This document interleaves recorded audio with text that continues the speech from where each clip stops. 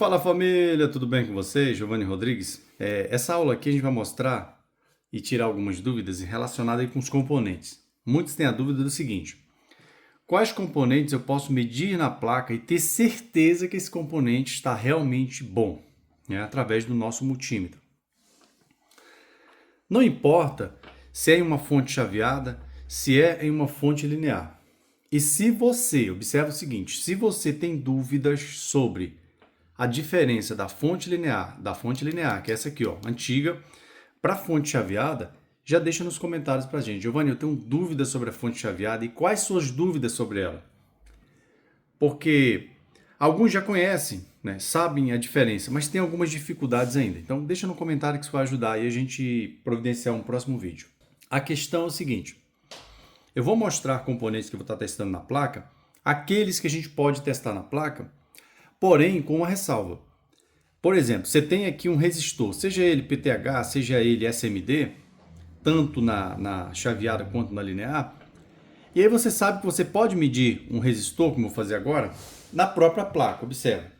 Só que tem um detalhe: se este resistor, dependendo do setor que ele esteja na placa, estiver interligado com outro componente, o valor que vai aparecer para você não necessariamente vai ser daquele resistor, tá? Que você está em busca do valor. Vou dar um exemplo. Vou colocar aqui na escala de... escala ômica, tá? Esse aqui está no automático, mas vamos observar o seguinte. Você chega aqui para medir esse resistor na entrada, ó. Isso aqui é um limitador na entrada. Além de limitador, ele tem outras funções, tá? Observa. Aqui ele mostra redondo um resistor de 10 ohms. Ó, redondo. Ok.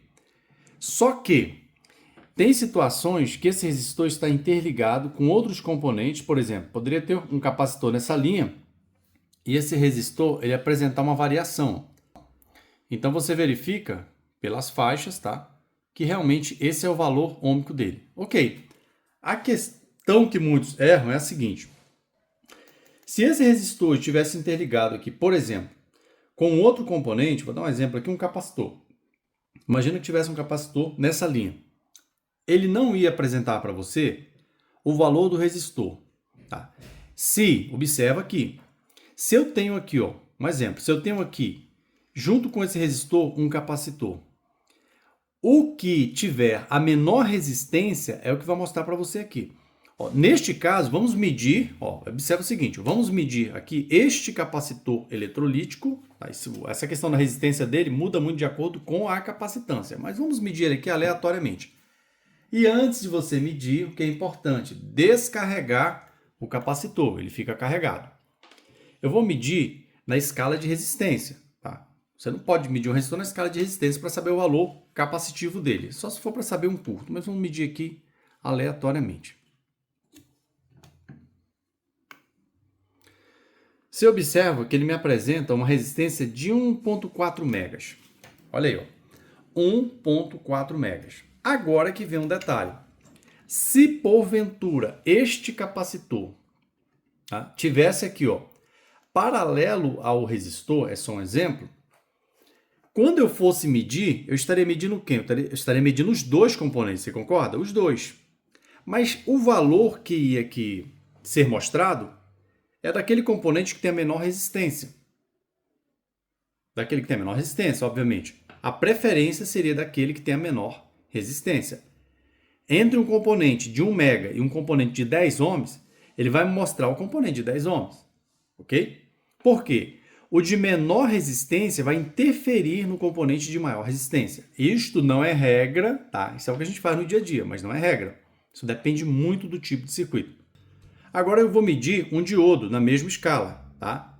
Aqui eu não vou medir o diodo na escala correta. O diodo seria na escala de semicondutores, que a gente vai fazer também. Observe o que acontece.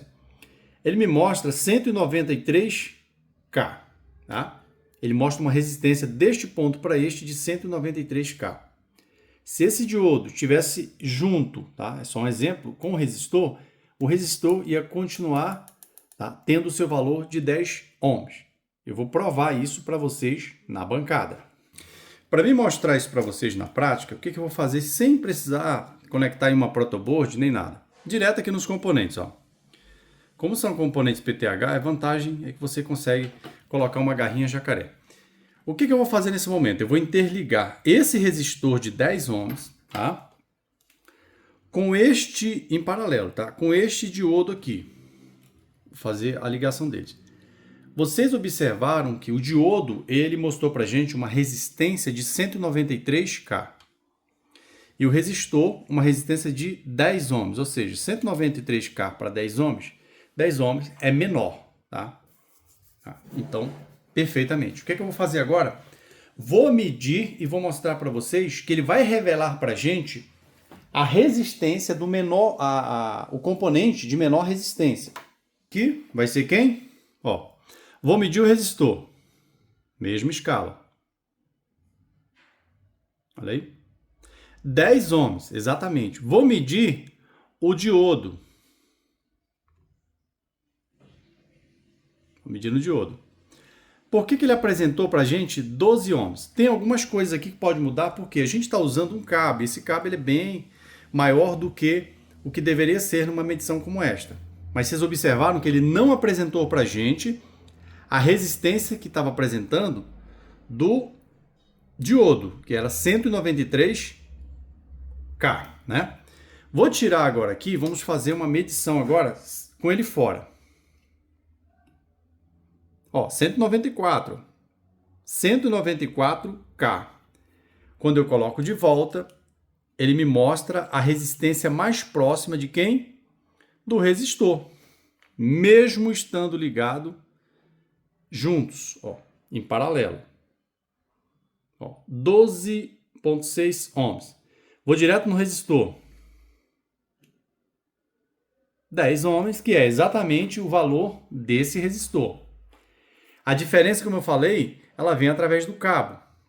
Tem uma diferença desse cabo até aqui, ó. Tô ligando em paralelo. Quanto mais próximo aqui, ó, se eu interligasse os dois juntos, exatamente juntos, não teria essa diferença aí que a gente observou. Ok, agora a gente vai fazer um outro teste e explicar um pouquinho mais sobre essa questão de medir componentes quando estão na placa. Você pensa no seguinte, eu estou aqui com vários resistores aqui, ó. Tá? Vou medir aqui na escala automática. O que ele mostra pra gente? 214 ohms. Aí eu continuo aqui embaixo. Ó, 214, porque são resistores de mesmo valor. Ó, 216, dentro da média, 217. Agora eu vou medir esse próximo aqui, ó.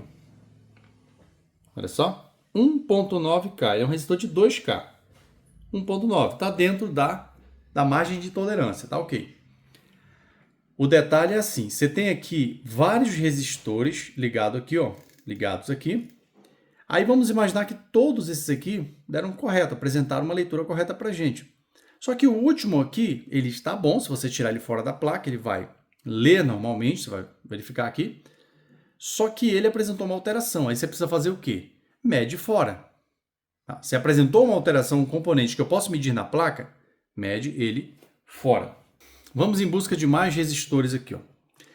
E já vou falando, ó, resistor não tem lado. O resistor de 99, um resistor de 100 ohms. Resistor não tem lado. De qualquer lado que você mediu o resistor, ele vai apresentar para você a leitura. Ó, você vai virando aqui, vai apresentar a leitura para você. Diferente, por exemplo, de um diodo. Vamos colocar na escala de diodo aqui, na escala de semicondutores. Já na escala de diodo, eu vou medir alguns diodos nessa placa. Tanto o diodo comum, tá, quanto o diodo Zener.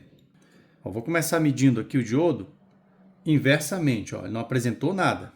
Estou medindo inversamente. O que seria inversamente, Giovanni? Eu colocando a ponta de prova positiva, tá, no negativo dele e a ponta de prova negativa no positivo do diodo. Não vai conduzir. Isso é muito normal para um diodo. Agora eu vou colocar o contrário. Observa que ele vai conduzir. Por que ele vai conduzir? Porque a ponta de prova negativa está exatamente no negativo do diodo e a ponta de prova positiva no positivo do diodo. Ele precisa conduzir, ó, uma tensão de acordo com ele. Esse aqui é 0,6 volts, tá ok? Mudar aqui para esse diodo e fazendo a medição correta. Negativo no negativo, positivo no positivo do diodo. Ó, ele apresentou uma tensão de 0,4 volts. Para esse diodo está correto? E outro detalhe, dependendo do multímetro que você estiver usando, nem sempre vai aparecer para você uma medição correta. Às vezes não é defeito no componente, mas é um multímetro seu que está descalibrado. Ó, inversamente, 0,4 volts, inversamente. Diretamente, 0,4. Eu poderia dizer que este diodo ele está alterado. Por quê, Giovanni? Porque ele está conduzindo para os dois lados. E por que está acontecendo isso? Você precisa observar o seguinte, ele está ligado com outro componente. Então, nesse caso, ó, retirar ele da placa. Os dois diodos que eu estou medindo aqui, ó, que aparece para você exatamente, ó, 0,4. Aí você tem o diodo Zener, você tem o diodo comum. Agora a gente vai medir o clamper, né, o setor de clamper da placa aqui, que é proteção. Aí a gente tem um vídeo explicando sobre isso. Aqui ele é composto por, pelo menos, um diodo, tá, 2 resistores e um capacitor. Ele geralmente tem um capacitor por baixo aí. Tá? Pode ser por baixo, pode ser por cima. Mas eu vou medir o diodo. Nosso foco é o diodo. Observem. 0,5 volts. Isso medindo diretamente. Inversamente, vamos ver o que acontece. Ó, apresentou aí para a gente uma tensão bem alta, 2,7 volts, tá vendo? 2,7. Aí você pode pensar, poxa, esse diodo está conduzindo para os dois lados. É porque ele está na placa, você precisa remover o diodo. Qual é a prova disso? A gente vai medir um diodo aqui agora. Ó, tem alguns componentes aqui para a gente fazer as medições fora. Tá? E vou mostrar a questão do diodo que a gente estava mostrando. Se eu tirar ele da placa, ele vai mostrar exatamente isso aqui para a gente. Ó. Vou medir ele diretamente. Ó. Negativo com negativo, tá vendo a faixinha do diodo? Exatamente, negativo e positivo com positivo. Quando eu falo positivo com positivo, negativo com negativo, eu estou fazendo a medição do diodo diretamente, tá? Onde ele precisa conduzir. Tá vendo? 0,5 volts, ok. Vou fazer a inversão agora. Medindo o diodo inversamente. Não pode apresentar nada, absolutamente nada. E sempre que você for medir um componente, isso aqui faz diferença. Não toca as pontas de prova. Por quê? Ó?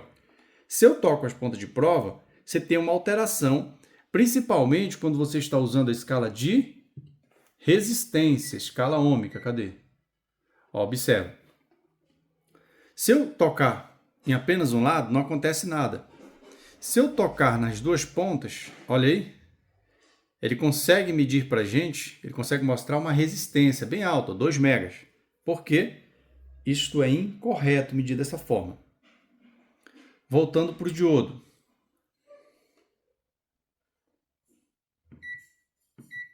O diodo novamente. Ó, vou medir para vocês um Zener, tá, de 33 volts. Ele não tem só essa informação, você precisa verificar no datasheet. Esse aqui é 33 volts de meio watts. Vamos medir ele. Escala de... Ó, já está na escala. Diretamente, medindo ele diretamente. Ó, conduziu diretamente, 0,7 volts. Vou medir inversamente. Não pode conduzir nada, absolutamente nada. Ok.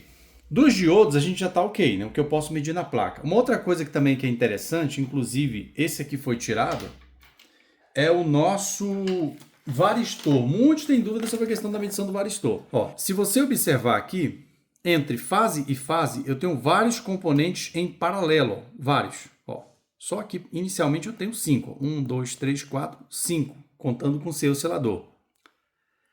E entre fase e fase também, eu tenho vários componentes em série, tá vendo? Ó, eu tenho um termistor, diodo, um indutor e vai indo, tá? Ligados em série. Não quer dizer que o nosso oscilador não esteja em série. Por quê? Porque a corrente, o que é que ela faz? A corrente ela varia, ela muda, tá? De posição. Então, na verdade, este carinha aqui estaria em série. Porém, se eu for levar em consideração fase e fase, né, ele está ligado em paralelo. Aí uma outra questão. Vou medir o varistor. Varistor, posso medir na placa, Giovanni? Pode. E varistor na placa não pode apresentar para vocês nenhum valor, tá ok? Ó, e ele existe, lógico, ele existe uma resistência desse ponto para este. Mas no geral você não vai pegar com esse tipo de multímetro. Observa aqui, ó, deste ponto para este. Por quê? Porque está em paralelo. Vou medir ele agora. Ó, eu vou medir o varistor, não pode apresentar nada. Mas é na escala de diodo? Não. Escala de resistência. Eu vou colocar aqui em pelo menos 200 megas. Ah, e vou mostrar também onde você vai medir para ver se tem continuidade. Isso é legal, quando você não tem um multímetro apropriado. Ó, vou medir aqui, ó. Estou medindo o varistor. Ó, estou medindo o varistor na placa. Observe um detalhe, ele apresenta para a gente uma resistência de 288 ohms. Então esse varistor está em curto, Giovanni? Não. Na verdade, como ele está em paralelo, aí vem aquela dúvida, hein? Aqui o varistor. Como ele está em paralelo, tá? E existem outros componentes também em paralelo, observa. Na verdade, você não está medindo o varistor. Você está medindo o componente com menor resistência aqui, né? Você está medindo o componente com menor resistência. Então, não necessariamente o resistor. É por isso que você precisa remover qualquer componente que esteja em paralelo, tá? Em paralelo ao que, Giovanni? Em paralelo à rede elétrica, porque você tem outros componentes. Então, medição correta é retirar ele. Perfeito. Agora eu vou medir um varistor fora, tá aqui, ó. Um varistor. Vou medir ele fora. Escala de resistência, 200 megas. Eu não consigo alcançar, ó, nenhum valor resistivo aqui, ó. Não existe. Olha aí, desse ponto para esse. Ok. Agora eu vou colocar na escala de capacitância. É uma escala que a gente usa para verificar se tem continuidade deste ponto para este. Se ele encontra continuidade deste ponto para este. Observe. Ó, ele apresentou como se fosse um resistor de 0,9 nanofarads para a gente. Ó. Então significa que existe aqui, deste ponto para este, não necessariamente continuidade, tá? Seria errado falar isso. Mas ele consegue me mostrar um valor deste ponto para este. Então, ele não tem um defeito de continuidade, que neste caso, quando ele entra em curto, ele vai fazer o que quando ele entra em curto? Que é a função dele. Tá? A função dele é controlar, ele faz um controle na entrada do circuito, não necessariamente ele só faria esse controle quando entrasse em curto é o último estágio dele. Então, entrou ali um pico de tensão acima da tensão de trabalho dele, o que ele vai fazer? Ele vai entrar em curto deste ponto para este. O que é um curto, Giovanni? Aqui, ó. Isso aqui, ó. Tá vendo? Isto aqui é considerado um curto. Um curto é resistência baixíssima. Tá? Só que um curto, a gente tem que levar em consideração, tem uma aula bem interessante. Ó, um curto é resistência deste ponto para este aqui, ó, é a menor resistência. Ó. Um fusível, por exemplo. Ó, um fusível. Vamos imaginar este fusível. Este fusível aqui ele apresenta para a gente como se fosse um curto. Um caminho mais curto para resistência. Olha aí, ó. Tá? Ok. Então, quando ele entra em curto, ele fecha o circuito aqui, ó. Vou mostrar onde é que ele estava aqui, ó. Nessa placa aqui. Não importa se é chaveado ou linear. Olha aí. Quando ele entra em curto aqui, por um pico de tensão aqui, ó, neste ponto, a placa para cá já não vai ter mais corrente circulando. Tá? O curto vai ficar daqui para a rede, lógico que vai estar passando por um fusível. Quando você tem aqui um varistor, ou você tem um fusível, ou você tem quem? Um resistor. Giovanni, o resistor pode agir como fusível? Pode. Um resistor pode agir como fusível. Então, se entra em curto aqui, ó, deste ponto para este, a corrente vai aumentar tanto que esse resistor vai estourar, ok? Basicamente isso aí. Perfeito. Quais outros componentes, Giovanni, seguindo a aula, eu consigo medir na placa? O que você pode fazer é para encontrar um curto, observe. Você pode medir na placa, na escala do BIP, para encontrar um curto. Capacitor entra em curto, Giovanni? Claro que entra. Estou medindo aqui porque ele está descarregado, senão danificaria meu multímetro. Medir o capacitor. Olha, não existe um curto colocando aqui no capacitor. E capacitor aqui na placa, para você medir e encontrar curto, não existe lado, tá? Neste momento, eu não encontrei nenhum curto nele. Um curto seria isso aqui, ó. Não tem curto. Mas tem uma coisa interessante, ó. No momento que eu estou fazendo isso aqui, ele está se carregando. Tá? Está se carregando. Quando eu inverter, ele vai apresentar um pequeno bip, dependendo de quem, Giovanni, dependendo da referência dele. Ó. Um pequeno bip. Ó. Vou inverter. Tá vendo? Então, ele mostrou pra gente um pequeno bip. Isso é normal, é sinal que ele está se carregando. Ok. Mas capacitor você precisa, de fato, tirar da placa. Outro componente que eu consigo medir na placa também, ó. Aqui a gente tem os componentes SMDs. Aqui, ó. Resistor, por exemplo, tem um transistor que é SMD, tem um resistor, aqui, ó, vários resistores SMD, tem um capacitores SMD. Você pode observar. Mas a medição desses componentes aqui, você pode fazer na placa, tá? Para encontrar curto no caso dos capacitores, os resistores você pode medir para encontrar o valor real dele. Ó, mesmo na escala do BIP, um outro componente aqui que é muito comum nas placas, principalmente fonte chaveada, é o indutor, tá vendo? Consigo medir na placa, Giovanni? Consigo, isso depende muito do valor dele. Eu estou na escala do BIP. Observem que ele apresentou para a gente, esse indutor, uma resistência de 28,2 ohms. Ok, mas resistores se mede, aliás, indutores, se mede, Giovanni, na escala de resistência? Não. O correto é você ter um indutímetro. Ó. Tá? Indutímetro. Tem outras funções também. Mas eu consigo saber se ele está bom fazendo uma medição aqui. São atalhos que a gente utiliza, tá? Isso não é o correto, mas pelo menos eu sei que deste ponto para este, ó, tem que haver continuidade. Só que existem uma diversidade de valores de indutores. E se eu medisse aqui, Giovanni, esse indutor, e ele não bipasse, significa que esse indutor está ruim, está aberto? Bom, para tirar a dúvida, você vai verificar a referência dele. Se ele tiver uma resistência muito alta, acima da escala do BIP, não vai bipar mais. Por exemplo, os multímetros, se você observar, o meu no caso aqui, acima de 51 ohms, ele já não bipa mais, mas ele mostra um valor resistivo, ok? Então, exemplo que eu vou dar. Aqui, este é um resistor de 10 ohms, então vou medir aqui, ó, na escala do BIP, que já é integrada com a escala de 200 ohms, ó, 9,9, tá correto. Vamos medir um outro resistor, tá? Nessa escala. Você vê que esse resistor ele não bipou mais. Não significa que ele está aberto. Significa que o BIP, tá? O valor dele ultrapassou o valor do BIP. O BIP bipa a partir de o multímetro bipa, que é 51 ohms. Inclusive tem uma aula top sobre isso aí, viu? Por que alguns componentes bipam e outros não bipam? Tá aí para você aí, ó. Entra nesta aula e digita exatamente isso aí que aparecer para você. Tá muito top essa aula, bem detalhada sobre a questão do BIP. Ok? Deixa no comentário pra gente qual a tua maior dificuldade hoje com as placas. Uma coisa que eu vou falar para você.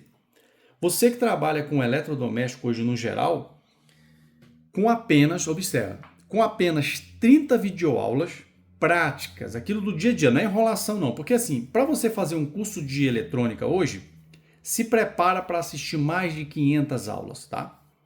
Além de assistir mais de 500 aulas, você tem muita teoria, uma maioria é muita teoria, e precisa de fato ter porque você está estudando. Então, é necessário. Agora, você que tem dificuldade com eletrônica, sabe ali o básico, ali, conhece um capacitor eletrolítico, conhece um resistor ali, por olhar, esse aqui é um resistor e tal. Então, eu tenho aí mais de 30 aulas que vai te ajudar na prática. Tá? Não é um curso de eletrônica, volto a falar, mas eu tenho certeza de uma coisa, depois que você assiste essas videoaulas, a tua visão se amplia de tal forma que você consegue já fazer reparo em vários tipos de placas. Aqui a gente está mostrando duas fontes, uma chaveada aqui em cima, fonte chaveada, e uma linear, né? Fonte chaveada, fonte linear, que se parecem demais com outros equipamentos, por exemplo, um refrigerador, uma panela e fritadeira elétrica, tá? Vários e vários outros equipamentos. O que você vai aprender na prática nisso aqui se aplica em vários outros equipamentos. Você já consegue ter um conhecimento, tá? E com ele você aplica em vários equipamentos, ok? E essas aulas aqui, elas estão embutidas no nosso treinamento de eletrodoméstico. Vou deixar para você aí, ó. Quer fazer uma boa renda extra consertando eletrodoméstico? Eu vou deixar para você meu WhatsApp. Eu tenho uma novidade para você. Você sabe que hoje é capaz de, se você tiver o treinamento correto, você é capaz de ganhar 5 mil, 6 mil todos os meses consertando ventilador, panela elétrica, liquidificador, tá? De repente aí um forno elétrico.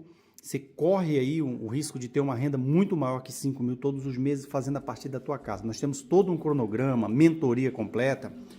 Você vai receber acesso a grupo exclusivo, tem direito à mentoria, suporte individual. Você tem também aqui um certificado oficial da Globaltech. Outra coisa, além das videoaulas simples de você entender, na bancada, muito próximo ali, você recebe também PDF de cada curso. Então, assim, você se torna um profissional referência e ganha dinheiro. Quando diz para você, um aluno da Global fala que ganha 8, 10 mil por mês, muitos não acreditam. Mas por que ganha? Porque o aluno é mentorado, o aluno tem acesso comigo, tem meu WhatsApp. Esse é meu WhatsApp, todo mundo tem acesso comigo.